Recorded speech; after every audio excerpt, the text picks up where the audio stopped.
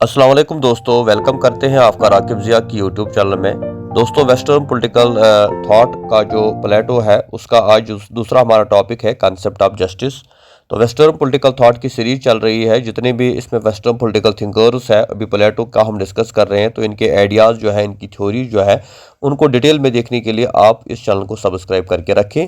अगर आप UG PG या किसी भी कॉम्पिटिटिव एग्जाम की तैयारी कर रहे हैं या नेट सेट की तैयारी कर रहे हैं, तो ये लेक्चर आपको काफ़ी हेल्प करेगा।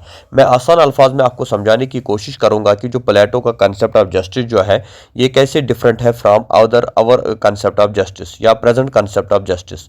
जस्टिस जो है ये एक पॉलिटिकल कंसेप्ट है। इसका सोशल, इकोनॉमिकल और पॉलिटिकल एस्पेक्ट्स भी है। लेकिन यहाँ पर जो प्लेटो की बात हो रही है, प्लेटो ने जस्टिस को एज ए थ्योरी डिस्कस किया है, because Plato wanted to make Athens an ideal state, and he considered justice as the most important element for the establishment of an ideal state. प्लेटो चाहता था कि उसकी जो रियासत है एथेनस, जो ग्रीस की एक रियासत थी, वो चाहता था उसको एक आइडियल स्टेट बनाया जाए। तो उसके लिए ज़रूरी था कि वहाँ पे जस्टिस के कंसेप्ट को एस्टैब्लिश किया जाए। Plato gave the theory of justice in his book Republic. Republic जो प्लेटो की फेमस किताब है, उसमें प्लेटो ने थ्योरी ऑफ जस्टिस का कंसेप्ट दिया है। But he has rejected all the theories of justice. लेकिन उससे पहले जितनी भी थ्योरीज जस्टिस के बारे में थी, प्लेटो ने उनको जो है क्रिटिसाइज किया। फॉर एग्जाम्पल, एक पॉपुलर कंसेप्ट था जस्टिस के बारे में कि justice means speaking truth and paying one's debit. तो प्लेटो ने इस कंसेप्ट को भी रिजेक्ट किया। उसे कहा, if someone reveals secrets of his country by speaking truth to enemies, then justice can't be established. उसे कहा, आप जो कहते हो कि जस्टिस का मतलब होता है स्पीकिंग ट्रूथ, तो अगर कोई बंदा किसी स्टेट के सीक्रेट्स, ऑफिशियल डॉक्यूमेंट्स को लीक करता है, तो हम इसको नहीं बोलेंगे कि उसने सच बोला, बल्कि वो तो उससे कैसी जस्टिस एस्टैब्लिश होगी, उससे तो हमारी अब उसकी अपनी स्टेट का नुकसान होगा। ऐसे ही दूसरा कंसेप्ट था, Plato describe two forms of justice. तो प्लेटो ने जो है, हाँ, पेइंग वन्स डेबिट के बारे में प्लेटो ने कहा कि अगर किसी बंदे से आपने गन ली और फिर अब वो गन वापस मांग रहा है और एक गन लोडेड गन है, बट जिस टाइम उसने ये गन आपको दिया था उस टाइम वो सेंसेस में था, पूरी तरह से वो मेंटली सही था। लेकिन जब वो आपसे वापस मांग रहा तो इस टाइम उसकी मेंटल कंडीशन ठीक नहीं है। अगर आप उसको ये गन वापस करोगे, या तो वो आपको मार देगा या खुद को मार देगा। तो इस टाइम बेटर ये है कि आप उसका जो चीज़ है, उसकी जो चीज़ है, उसको वापस ना दो। तो इससे भी उसने क्रिटिसाइज किया कि जस्टिस का मतलब जो होता है पेइंग वन्स डेबिट। तो अब आगे हम बढ़ते हैं। Plato describe two forms of justice. Plato ने जस्टिस के बारे में जो अपने आइडियाज़ दिए हैं, उसमें दो कैटेगरीज है।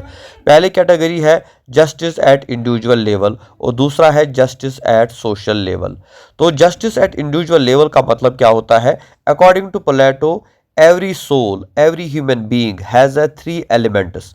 प्लेटो कहता है हर एक इंसान के अंदर तीन चीज़ें होती है। एक होता है रीज़न, यानी जिसको हम थिंकिंग कहते हैं। दूसरा होता है करेज, या जिसको हम स्पिरिट कहते हैं, ताकत बोलते हैं। तो तीसरा होता है एपिटाइट, यानी जो डिज़ायर होती है, वॉन्ट। यानी थिंकिंग, फिजिकल पावर, वॉन्ट या एपिटाइट। तो ये तीनों एलिमेंट्स हर एक इंसान के अंदर आपको पाई जाएंगी। But all three elements are not in equal proportion in every soul. But हर एक इंसान के अंदर ये इक्वल मात्रा में या इक्वल शेप में नहीं होता। किसी में फिजिकल पावर ज़्यादा हो सकता है, किसी में एपिटाइट ज़्यादा होता है, किसी में रीज़न की एबिलिटी ज़्यादा हो सकती है। तो इसलिए प्लेटो ने क्या कहा, इसका क्या फॉर्मूला दिया? उसे कहा, to establish justice at individual level, people should choose their profession on the basis of the dominant element of their soul. Plato ने कहा जस्टिस इंडिविजुअल लेवल का मतलब ये होता है कि हर एक इंसान ये देखे कि उसके अंदर कौन सा एलिमेंट ज़्यादा है। अगर रीज़न की एबिलिटी ज़्यादा है तो उसी के मुताबिक अपना प्रोफेशन चूज़ करे। अगर स्पिरिट का एलिमेंट ज़्यादा है तो उसी के मुताबिक अपना प्रोफेशन चूज़ करे। और अगर एपिटाइट का एलिमेंट ज़्यादा है तो उसको उसी के मुताबिक अपना जो है प्रोफेशन चूज़ करी। इसके लिए प्लेटो ने तीन कैटेगरीज बनाई है। एक कैटेगरी गोल्ड बनती है, दूसरी कैटेगरी का नाम सिल्वर रखा है और तीसरी कैटेगरी का नाम कॉपर रखा है। और जो गोल्ड कैटेगरी वाले हैं, इनके अंदर जो डोमिनेंट एलिमेंट है वो होता है रीज़न का एलिमेंट, और सिल्वर कैटेगरी के अंदर जो डोमिनेंट एलिमेंट है वो है करेज का एलिमेंट, और कॉपर कैटेगरी जो है उनके अंदर जो डोमिनेंट एलिमेंट है वो है एपिटाइट। तो जिनके अंदर रीज़न की एबिलिटी ज़्यादा होगी तो उनको रूलिंग क्लास में जाना चाहिए। जिनके अंदर करेज का एलिमेंट ज़्यादा है तो उनको सोल्जर क्लास में जाना चाहिए। जिनके अंदर एपिटाइट का एलिमेंट ज़्यादा है तो उनको प्रोड्यूसर या वर्किंग क्लास में जाना चाहिए। क्योंकि जो पहला क्लास होता है, they are the lovers of wisdom, उनको रूलिंग में जाना चाहिए। दूसरे होते हैं lovers of courage, lovers of spirit, उनको सोल्जर क्लास में जाना चाहिए। और एपेटाइट वाले जो है लवर्स ऑफ वेल्थ होते हैं। तो इनको 3 कैटेगरीज में प्लेटो ने डिवाइड किया है कि हमारी सोसाइटी को उसने 3 हिस्सों में तकसीम किया है कि एक वो कैटेगरी है जो जिनके अंदर रीज़न की एबिलिटी, थिंकिंग की एबिलिटी, डिसीजन लेने की एबिलिटी बहुत ज़्यादा होती है, तो उनके लिए बेटर प्रोफेशन रहेगा रूलिंग प्रोफेशन, उनको रूलिंग क्लास में जाना चाहिए।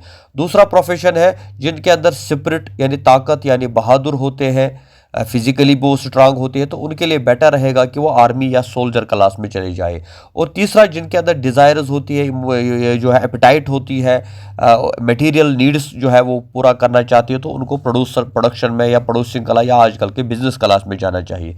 यानी इन सिंपल वर्ड्स में हम कहेंगे कि जिस शख्स के अंदर थिंकिंग की एबिलिटी बहुत ज़्यादा होगी तो उसके लिए अच्छा प्रोफेशन रहेगा रूलिंग प्रोफेशन। जिसके अंदर फिजिकल पावर ज़्यादा होगा, जो बड़ा बहादुर होगा, डरपोक नहीं होगा, लड़ने वाला होगा, बाहुबली टाइप, तो उसको जाना चाहिए आर्मी क्लास में। और तीसरा जो पैसे के भूखे हैं, जो पैसा कमाना चाहते हैं, रिच बनना चाहते हैं, अमीर बनना चाहते हैं, तो उनके लिए बिजनेस ठीक रहेगा। इसको बोलते हैं justice at individual level. Second category जो प्लेटो ने दी है that is justice at social level. Plato कहता है justice would be established at the social level when every class will perform function according to his dominant qualities of their soul. Plato कहता है इसका असर, जो ये इंडिविजुअल लेवल की justice हमने बात की, इसका असर हमारी सोसाइटी पे पड़ता है, क्योंकि सोसाइटी में तभी जाके जस्टिस एस्टैब्लिश हो सकती है जब हर एक क्लास अपने क्वालिटी के मुताबिक अपना काम करे, यानी राइट पर्सन और the right place. Man of gold would rule over the man of silver and copper. Naturally क्या होना चाहिए, जब मैन ऑफ गोल्ड जो है, रीजन वाली जो है, वो 2 कैटेगरीज जो सिल्वर और कॉपर कैटेगरी है उनके ऊपर रूल करेंगे। No one would interfere in the task perform by others, कोई किसी के मामले में इंटरफियर ना करे, तब जाके हम सोशल लेवल पे जस्टिस की बात कर सकते हैं। सो दैट मीन्स कि जो पहला क्लास है, they are the lovers of wisdom and lovers of knowledge. दूसरा क्लास जो है that is lovers of emotions, courage, spirit and honour. तीसरा क्लास जो है that is the lovers of wealth and desire. इसलिए इनको इसी के मुताबिक अपना प्रोफेशन देना चाहिए। तो इसलिए जो जस्टिस के मेन कैरेक्टरिस्टिक्स प्लेटो ने दिखाए हैं, that is number 1 non interference, कि किसी को किसी के मामले में इंटरफेयर नहीं करना चाहिए। रूलिंग क्लास को अपना काम करना चाहिए, आर्मी क्लास को अपना काम करना चाहिए, और जो एपेटाइट क्लास है उनको अपना काम करना चाहिए।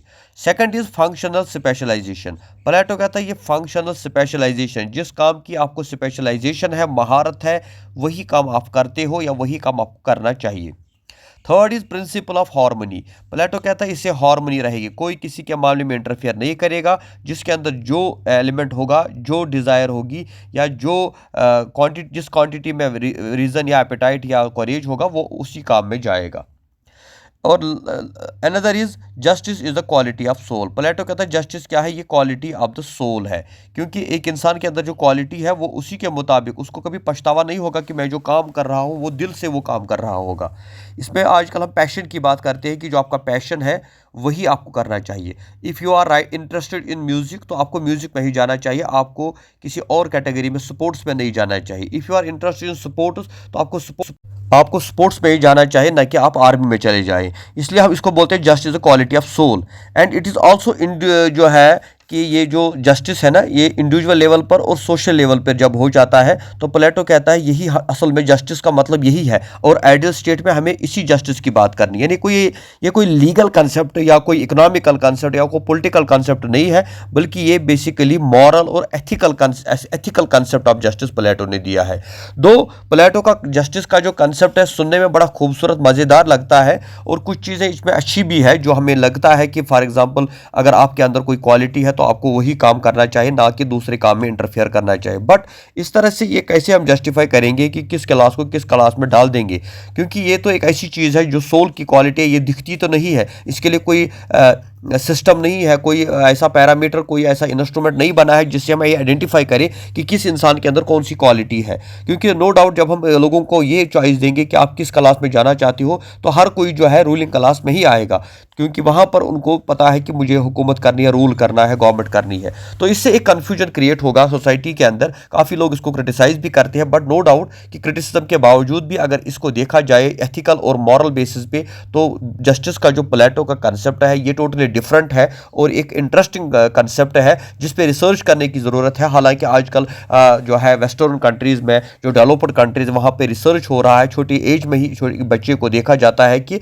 इसके अंदर कौन सा इंटरेस्ट है और उसी के मुताबिक उसको गाइड किया जाता है। क्योंकि हर एक को हर एक कैटेगरी में हम नहीं डाल सकते। जैसे शेक्सपियर ने कहा था, some are born great, some achieve greatness and some have greatest thrust upon them. कुछ लोग पैदाशी जो है इंटेलिजेंट होते हैं, तो आप कितना भी कोशिश करो आप उनसे आगे नहीं जा सकते। या कुछ लोग ऐसे होते हैं जो मेहनत करते हैं, हार्ड वर्क करते हैं, और कुछ ऐसे होते हैं कि जिनको आप कितनी भी फैसिलिटी दो, कितना भी आप उनको पढ़ाओ, किसी भी स्कूल कॉलेज में उनका एडमिशन कर दो, लेकिन उनको पढ़ने में इंटरेस्ट नहीं होगा तो आप कुछ नहीं कर सकते। इसलिए कुछ चीज़ें यहाँ पे ऐसी है जो हमें लगता है कि उनकी रेलेवेंस, इंपॉर्टेंस आजकल के ज़माने में भी है। तो आपको ये टॉपिक कैसा लगा? ये इंटरेस्टिंग टॉपिक लगा? इसमें कोई क्वेरी है, कोई क्वेश्चन है, आप ज़रूर पूछ सकते हैं। हमारी चैनल राकिब ज़िया के ऊपर आपको हमेशा हमारे रिस्पॉन्स अवेलेबल होंगे और इसका स्टडी मटेरियल भी साथ ही हम आपको साथ शेयर करेंगे। तब तक दीजिए हमें इजाज़त। खुदा हाफिज़।